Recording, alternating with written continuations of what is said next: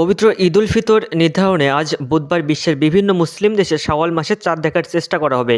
Saudi আরব, সংযুক্ত আরব আমিরাত, কাতার সহ মধ্যপ্রাচ্যের বেশ কয়েকটি দেশে আজ ২৯ রমজান উপলক্ষে আকাশ পর্যবেক্ষণ করা হবে।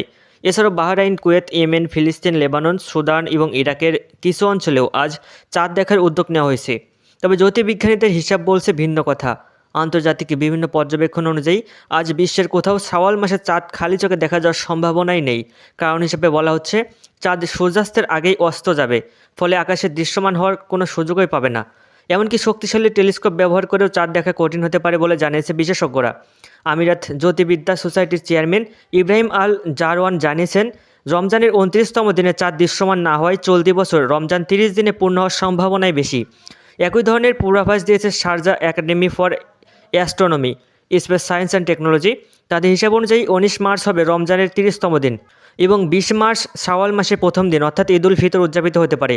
অন্যদিকে তুরস্ক, Indonesia, Malaysia, Brunei, Singapore, Bharat, Pakistan, Iran, Bangladesh, Oman, Jordan, Syria, মিশর ও উত্তর আফ্রিকার দেশগুলোতে বৃহস্পতিবার হবে ২৯ রমজান।